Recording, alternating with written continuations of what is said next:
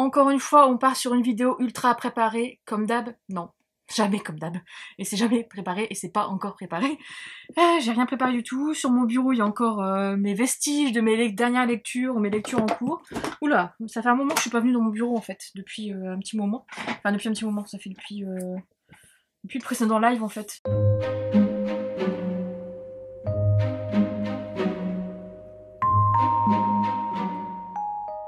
Hello hello, j'espère que tu vas bien. On se retrouve aujourd'hui pour une nouvelle vidéo. Comme tu as pu le voir dans le titre, ça fait longtemps que je n'avais pas fait de FAQ. Bon, là on sera sur une vidéo un peu formelle. Je pensais faire, te prendre avec moi hein, pour répondre aux questions. Mais le souci c'est que les questions sont, les questions sont sur mon téléphone et en fait le truc c'est que je peux pas me filmer avec le téléphone en même temps de répondre aux questions. Enfin tu vois, voir les questions et j'ai eu la flemme concrètement de les noter quelque part. Ce qui fait que tu auras un beau savant mélange de questions un peu à la fois perso, un peu à la fois livresque et tout, mais ça va aller, on va faire ça à la bonne franquette comme d'habitude et puis ça va passer crème, du moins je l'espère.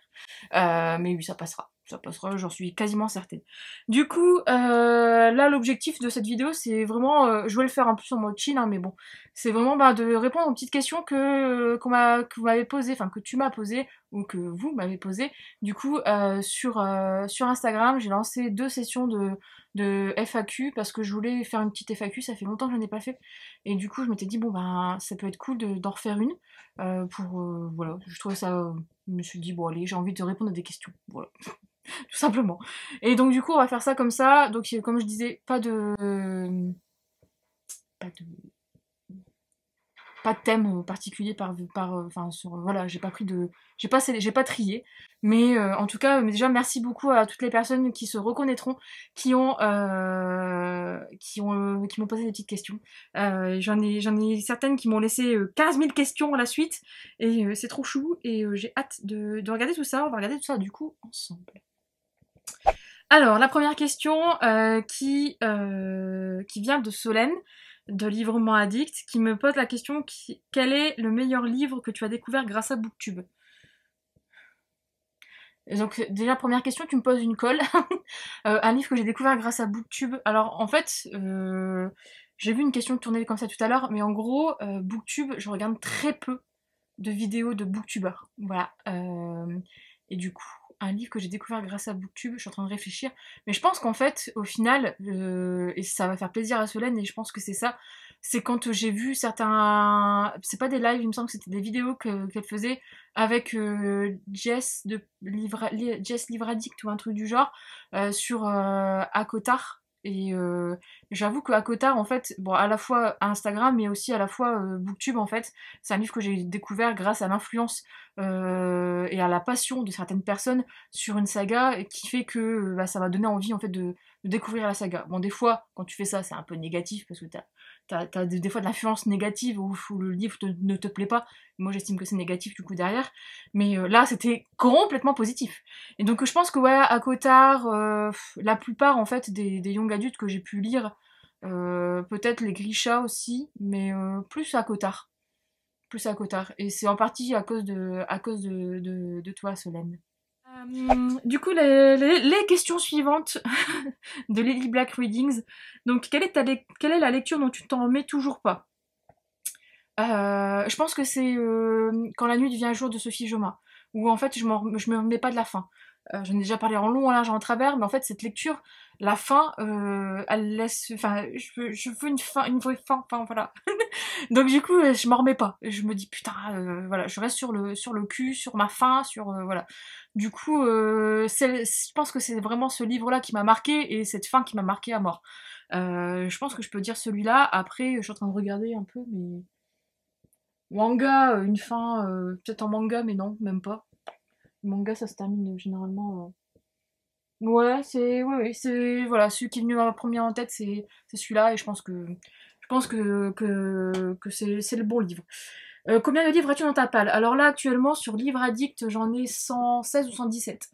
Donc, en fait, c'est un chiffre que j'arrive à maintenir depuis un an. Enfin, je dépasse plus les 150. Voilà. Je suis assez fière. Mais Mais, le truc c'est que là prochainement je vais faire un tri parce que en fait je me suis rendu compte que j'avais encore dans ma palle des livres que j'avais achetés sous l'affluence des réseaux sociaux, notamment d'Instagram, et qui au final en fait m'intéressent plus et j'ai plus envie de lire en fait.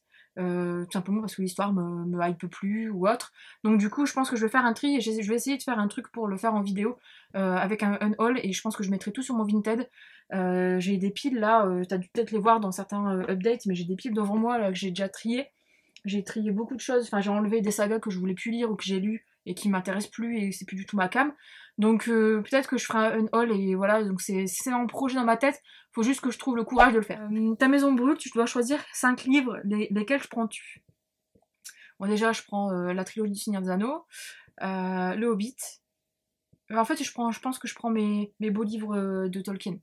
Mais c'est vrai que ça serait compliqué, mais je prends les beaux livres de Tolkien. Donc du coup, les Seigneurs des Anneaux, le Hobbit, le Silmarillion, les Art of que Anaïs m'a offert. Ouais, je pense que ce sera du côté de Tolkien.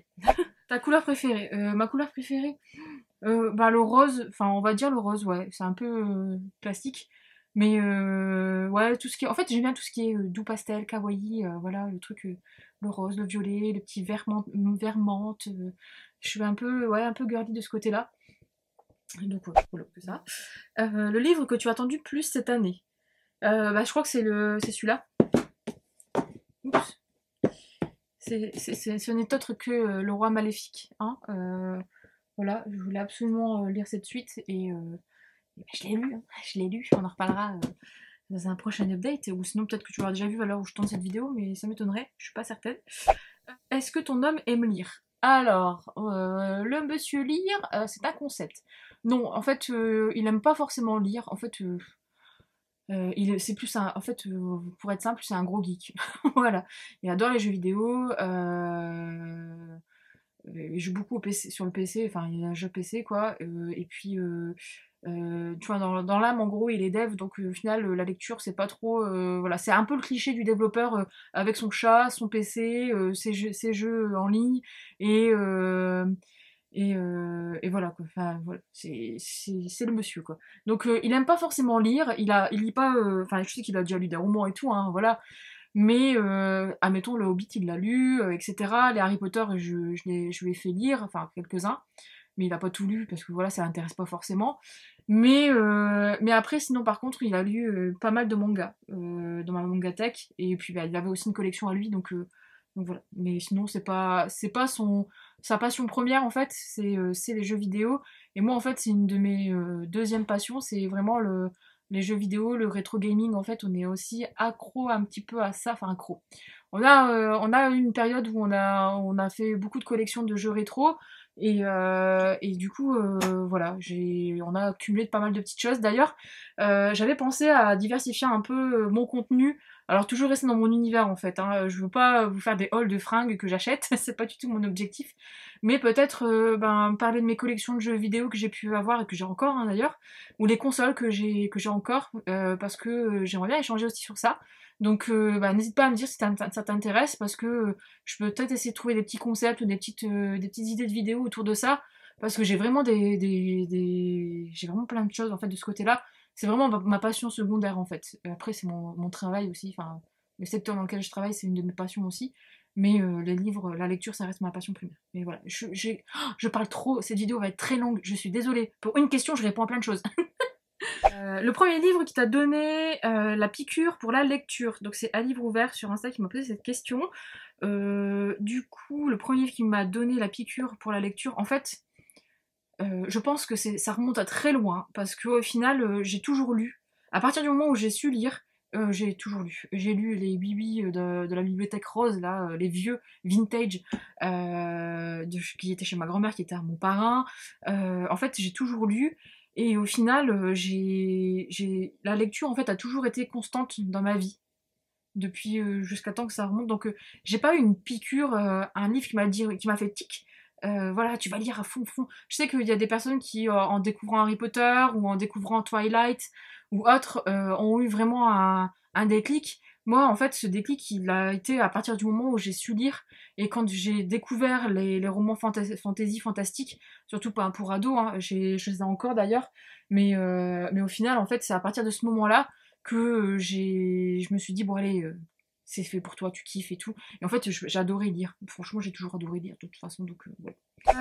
Petite Amélie, donc Ayane et Passion qui me dit tes artistes musicaux préférés. Alors là, on passe du perso entre guillemets. La musique et moi. Mes artistes préférés. Je suis une grosse fan de métal, de black metal, de death metal, de deathcore, de hardcore, voilà, enfin tout ce qui tourne autour du métal, etc. Bon, j'aime aussi hein, le pop rock, la rock, certaines choses, aussi d'électro, j'écoute aussi de temps en temps. Mais c'est vrai que mon univers, enfin ma musique, la musique qui comble, voilà, qui me fait du bien, c'est le métal.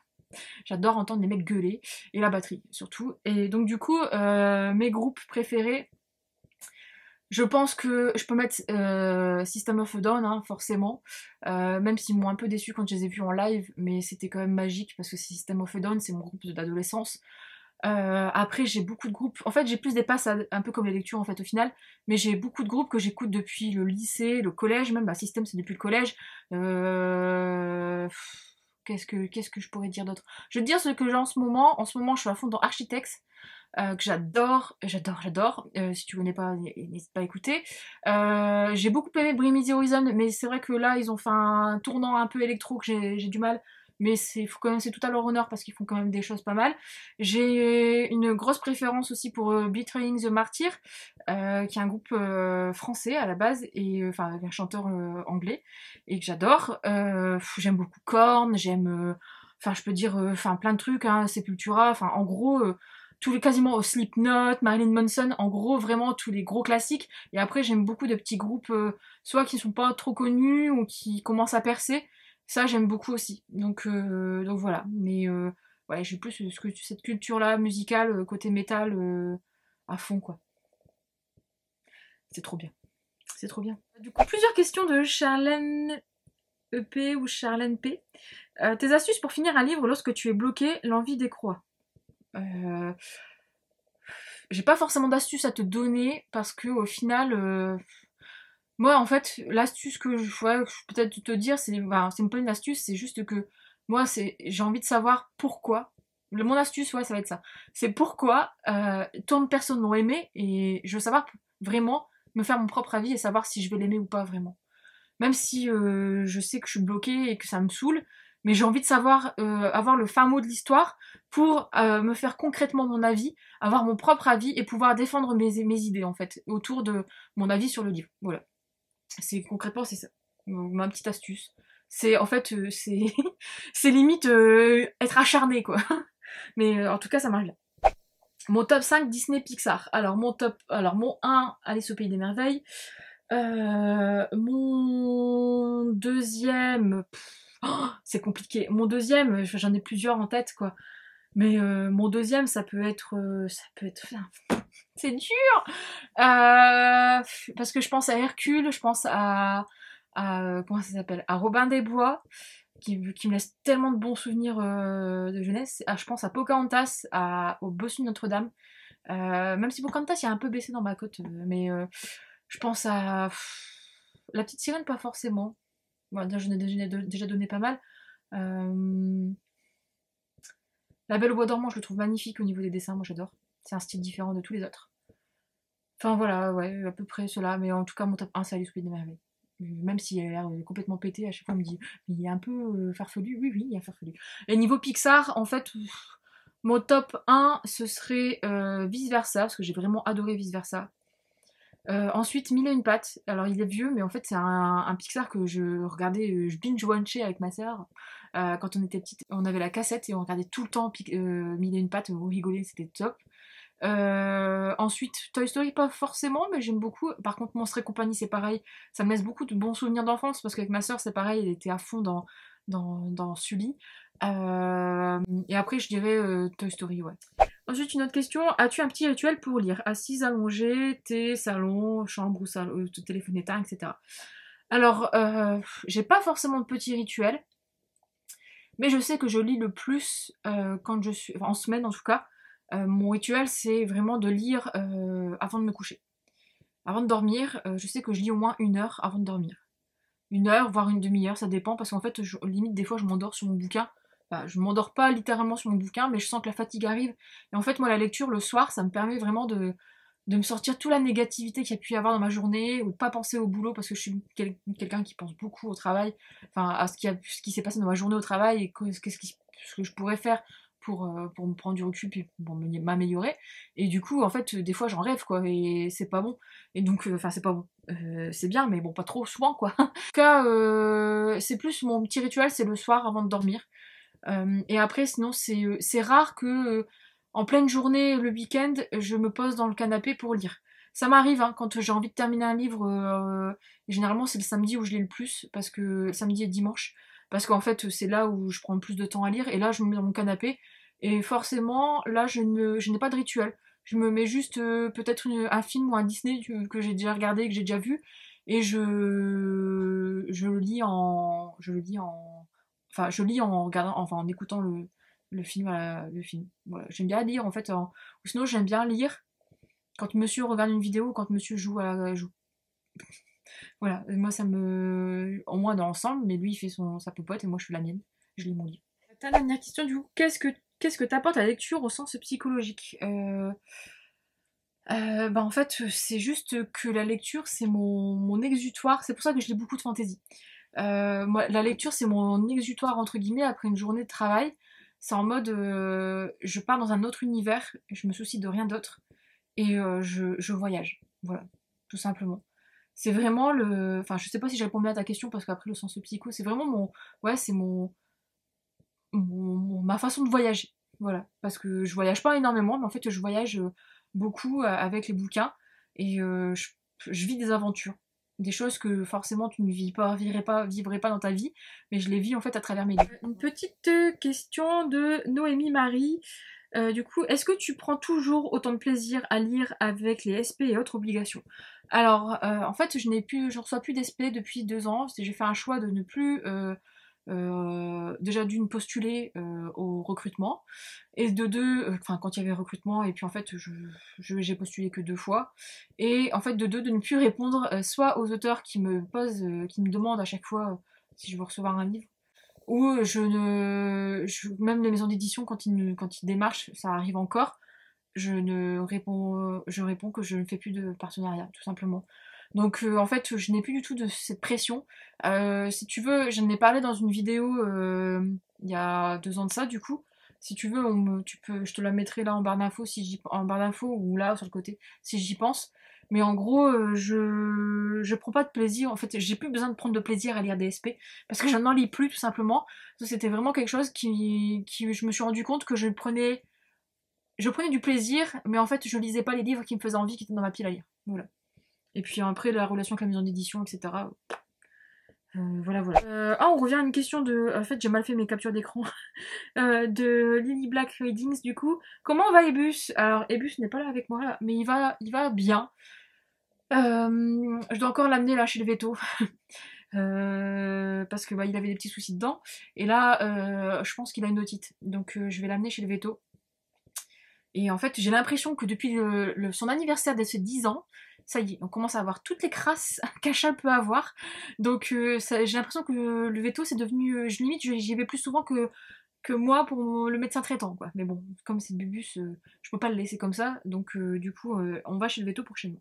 Mais sinon, il va bien, hein, toujours égal à lui-même, toujours chiant, toujours en train de réclamer des trucs. Enfin bref, c'est Bubus, quoi. Une petite question de Bookshoe. Tu lis combien de livres par mois et combien de pages dans une journée? Je lis, là, franchement, pour 2020, je crois que j'ai lu en moyenne entre 4 et 6 romans par mois. En fait, j'arrive à avoir en moyenne un roman par semaine. C'est rare que je lise pas un roman sur une semaine. Mais en moyenne, c'est ça, un roman par semaine. Des fois plus.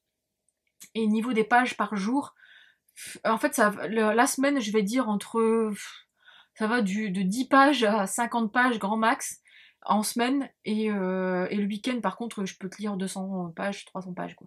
Parce que le week-end j'enchaîne quoi. Donc voilà.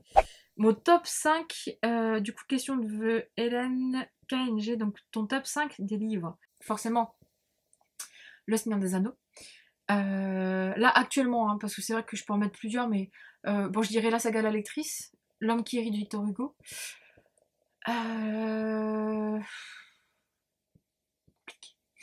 C'est très compliqué. Euh...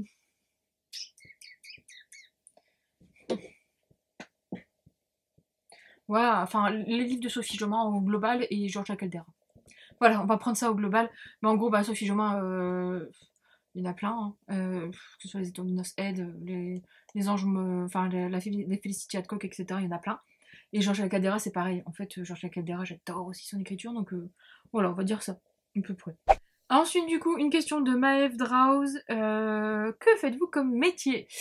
Comme métier, je travaille dans le web marketing, donc je suis chef de projet SEO. Ah, qu'est-ce que c'est le SEO? En gros, j'aide des sites internet comme, admettons, je veux dire un site au hasard, je sais pas, le site internet d'une maison d'édition, à se référencer sur Google, à bien se référencer sur les expressions que vous, en tant qu'internaute, allez taper dans la barre de recherche de Google. Et oui, c'est un métier.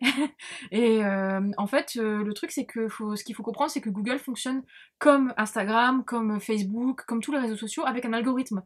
Enfin, avec plusieurs algorithmes, plusieurs mises à jour algorithmiques, qui font que, enfin, qui permettent en fait à Google de bien vous proposer des sites en rapport avec ce que vous allez taper en fait comme recherche dans sa barre de recherche. Et du coup, Google en fait affine les résultats en fonction de votre du mot-clé, enfin de l'expression que vous allez taper, du coup, hein, du mot que vous allez taper dans la barre de recherche. Et en fait, c'est un métier parce que du coup, faut qu'un site internet réponde à certains critères qu'a besoin Google et les robots de Google qui vont venir visiter le site pour bien le classer.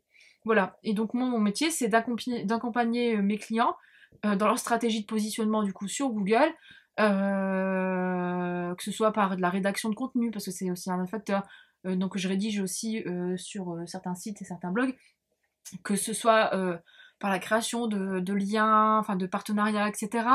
Et ensuite, ben, tout ce qui est plus technique sur un site internet, un site web, etc., etc. Donc c'est hyper passionnant. C'est, comme je disais au début, c'est ma troisième passion. Voilà, moi, mon top 3 passions, s'il y avait une question, c'était c'est la lecture, les jeux vidéo, enfin le rétro gaming, les jeux vidéo, tout ce qui est culture geek en fait, que j'adore. Et mon métier, donc le web marketing au global en sens large, mais tout ce qui est autour de tout ça, que ce soit l'e-commerce, etc. J'adore en fait, j'adore ça. C'est pour ça que j'en ai fait mes études et que j'en fais mon métier aujourd'hui. Donc voilà, et je bosse aussi sur une partie de référencement sur Amazon, parce qu'Amazon fonctionne pareil pour t'afficher les produits dans les résultats quand tu taperas, admettons, si tu cherches le livre, je sais pas moi, tu cherches un livre LGBT. En fait, si tu tapes livre LGBT sur Amazon, en fait, il faut répondre à certains critères sur ta fiche produit pour que bah, tu remontes dans le classement, parce qu'Amazon fonctionne aussi avec un algorithme. Voilà, donc je suis aussi spécialisée dans cette partie.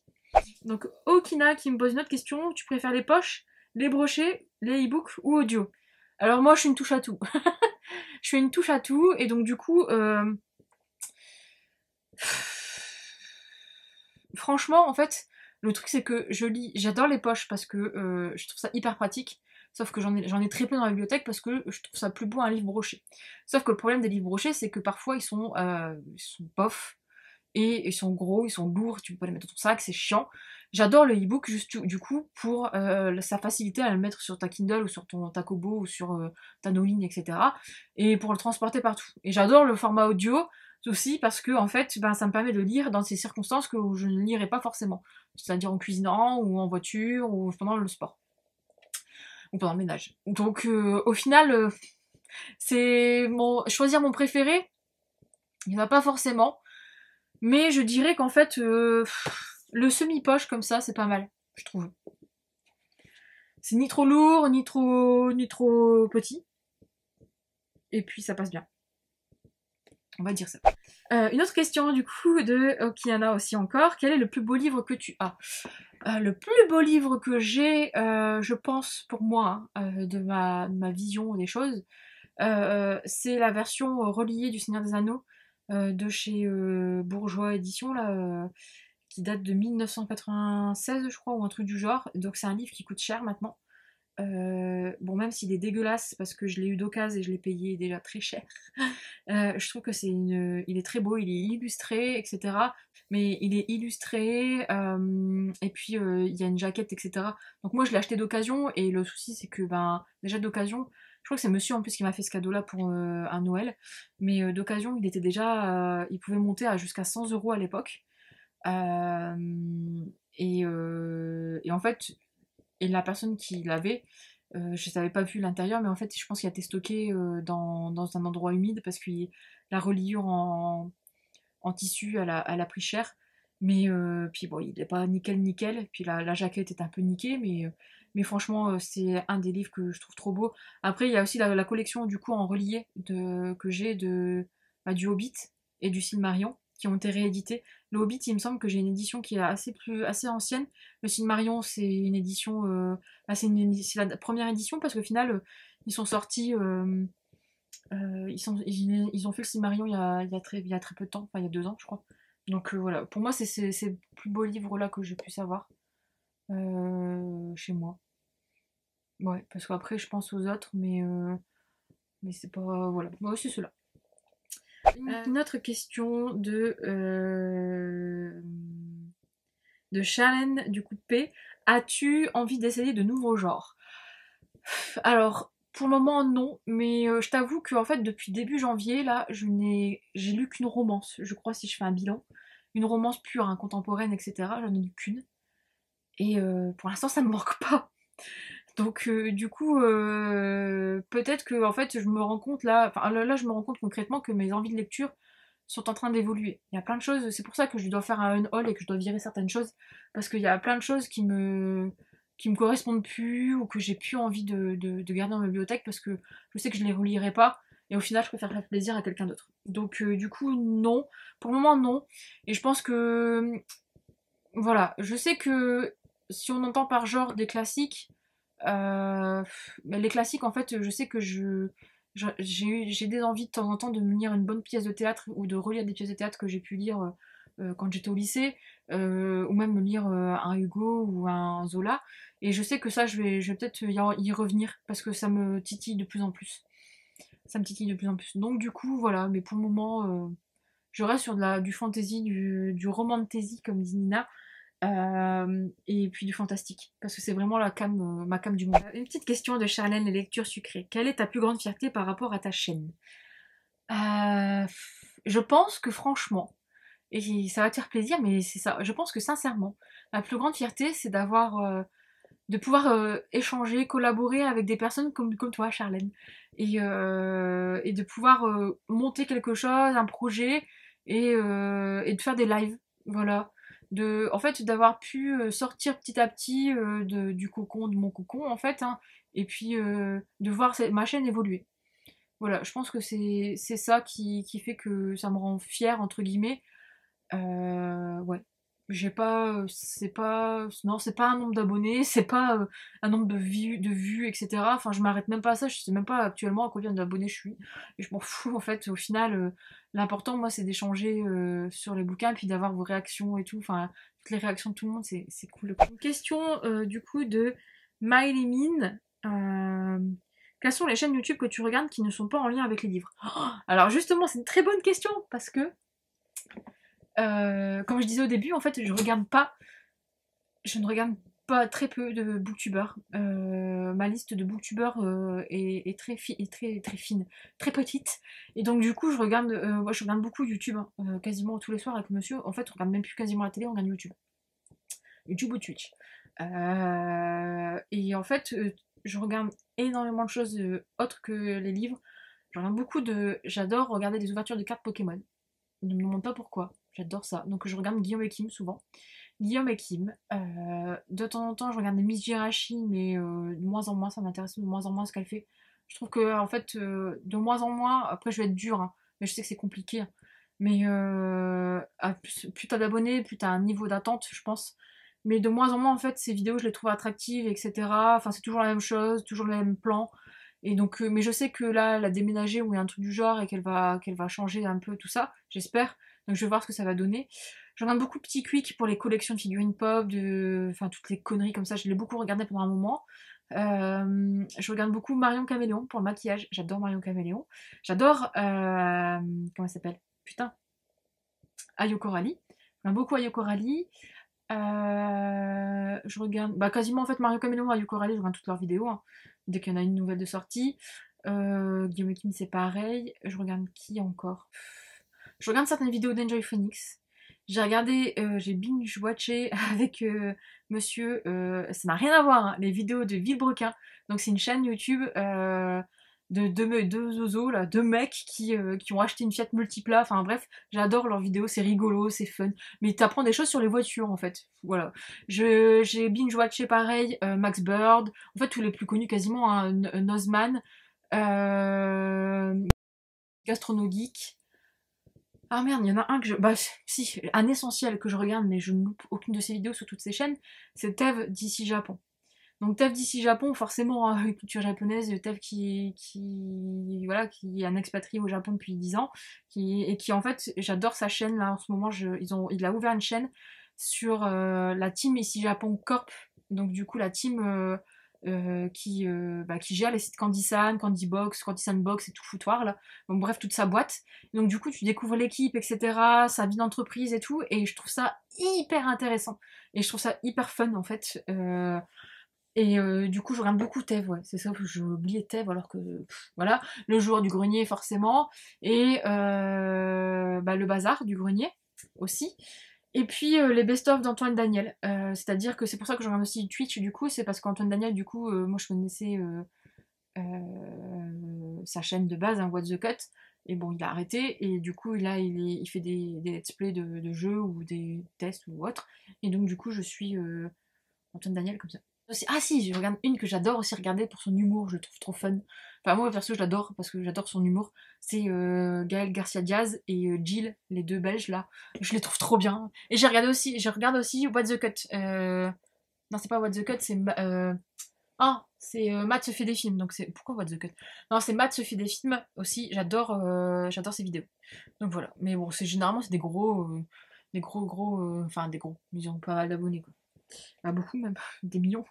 Et une dernière petite question de Chacha du coup, Xmania. La romantasy que tu préfères? Franchement, quelle question? Chacha, voyons. Ça va être à Cotard. Hein. Concrètement, ça va être à Cotard. Franchement, y a pas photo. Voilà, je peux pas en donner d'autres, mais pour moi, c'est à Cotard. Il y a tout ce qu'il faut en fait. Je trouve qu'il y a le bon dosage entre à la fois de la romance, à la fois de l'action, à la fois de l'érotisme, hein, parce qu'au final, c'est quand même explicite en plus parfois. Donc oui, non, c'est à Cotard. Voilà. J'ai fait le tour de toutes les petites questions, donc si je n'ai pas la flemme au montage, d'ailleurs il va falloir que je monte tout ça, de te mettre, je te les mettrai en dessous hein, à chaque fois, les questions. Et je suis désolée si j'ai beaucoup papoté. Hein. Je suis moulin à parole, hein, tu as dû le remarquer pendant les updates et les vlogs. Donc du coup, voilà, désolé. Mais en tout cas, c'était bien sympa. Donc n'hésite pas, toi, si tu veux répondre à ces questions aussi, et puis à interagir.